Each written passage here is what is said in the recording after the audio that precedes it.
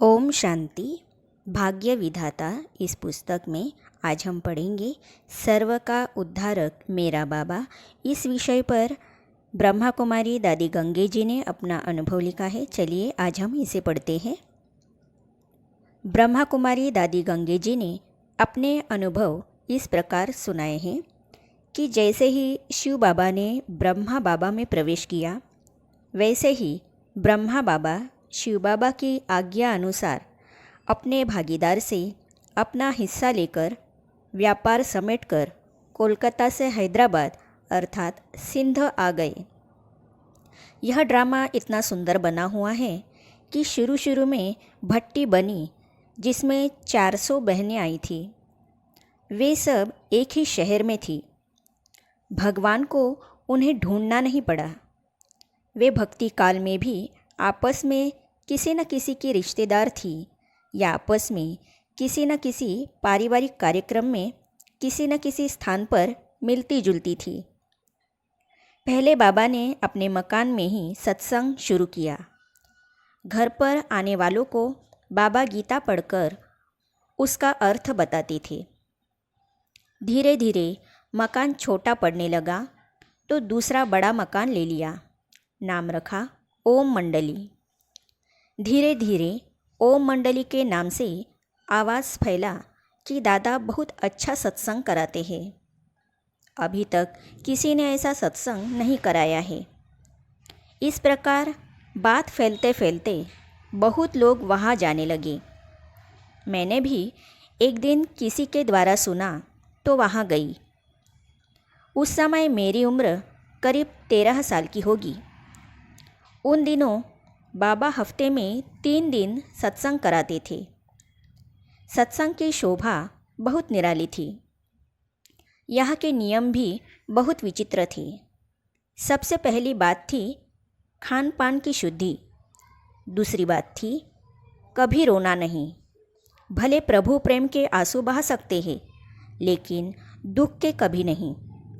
तीसरी बात थी कि कोई किसी भी कारण से कटु बोले या दुख देवे तो उसकी फीलिंग नहीं करनी चाहिए। सत्संग में आने वाले हर व्यक्ति को एक एक कॉपी अर्थात नोटबुक दी जाती थी। उसमें रोज की दिनचर्या लिखनी होती थी। रोज़ पहरे पर 2 बहनें होती थी, एक बड़ी दीदी और दूसरी शांतामणि बहन की भाभी।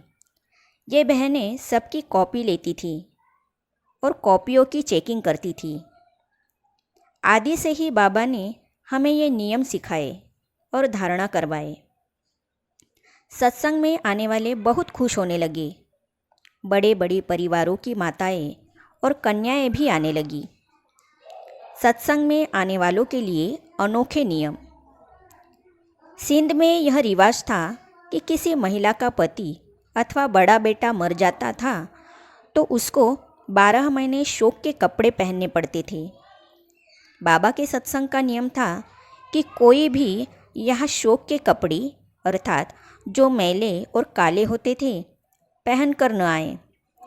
यहाँ आना है तो सफ़ेद कपड़े पहन कर आए। सत्संग इतना बढ़ गया कि बाबा के पास जो 2 बड़े हॉल थे उनके बीच की दीवार भी तोड़नी पड़ी। धीरे धीरे गीता ज्ञान के साथ साथ शिव बाबा ने ब्रह्मा बाबा द्वारा यह इशारा दिया कि देवता बनना है तो पवित्र रहना पड़ेगा। जब ऐसी बातें आने लगी तो लोगों के मन में थोड़ी हलचल होने लगी, क्योंकि माताओं ने पवित्र रहना शुरू कर दिया था और जो कन्याएं थी वे कहने लगी कि हम शादी नहीं करेंगी। फिर परिवारों में झगड़े शुरू हो गए कि यह कैसा होगा, भविष्य जीवन कैसे चलेगा। दादा तो बूढ़ा है, 60 साल का है। यह कब तक इन माताओं और कन्याओं को खिलाता रहेगा। धीरे धीरे घर वालों ने सत्संग में आने वालों पर रोक लगाना शुरू किया। भविष्य के ज्ञाता बाबा ने एक बड़ा अच्छा नियम बनाकर रखा था कि जो भी सत्संग में आना चाहते हैं वे अपने माँ बाप, दादा दादी, सास ससुर से चिट्ठी ले आए कि हम खुशी खुशी से अपनी बच्ची को अथवा अपनी बहू को ओम मंडली में ज्ञानामृत पीने और पिलाने की छुट्टी दे रहे हैं। जब वे लोग हमें रोकना चाहते थे तो हम उनसे कहते थे कि आपने ही तो चिट्ठी लिख कर दी है। तो घर वाले परेशान होने लगे कि अब क्या करें।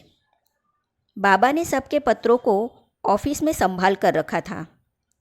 जिनके घर वाले विरोधी बन गए, उन्होंने सोचा कि सबसे पहले इन पत्रों को ख़त्म कर दे।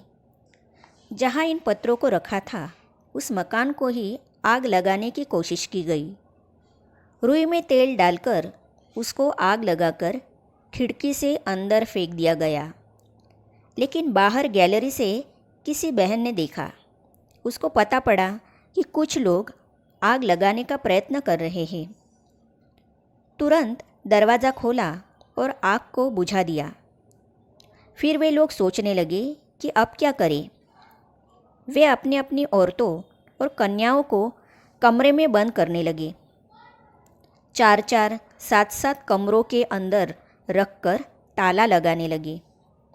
मैं भी हैदराबाद में अपने परिवार के साथ थी और सत्संग में जाया करती थी। मुझ पर भी बंधन लगने लगे। हैदराबाद से कराची का 4 घंटे का रास्ता था। एक दिन बाबा ने सबको बोला कि मैं 1 मास के लिए कराची जाता हूँ घूमने के लिए। अगर किसी को आना है तो घर से छुट्टी लेकर मेरे साथ चले। कई परिवार ही जाने के लिए तैयार हो गए। मेरे जैसी 8-9 बहनें अर्थात कन्याएं थी जो बहुत बांधेली थी। मुझे माता पिता ने छुट्टी नहीं दी। सब लोग चले गए।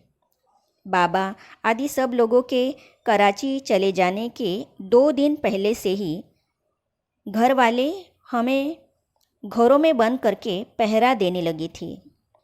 2 दिन बाद भी मुझे कमरे से बाहर निकलने नहीं दिया गया।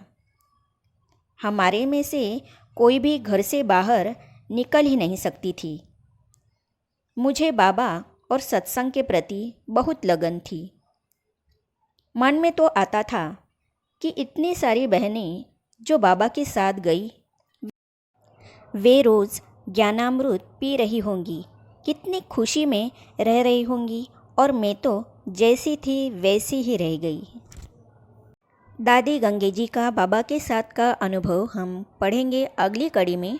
तो ये जानने और पढ़ने के लिए इस चैनल को सब्सक्राइब करने के साथ साथ साइड में जो बेल आइकॉन है उसे भी क्लिक कीजिए, ताकि आने वाली सभी वीडियो और अब तक की सारी वीडियो आप तक पहुंचती रहेगी।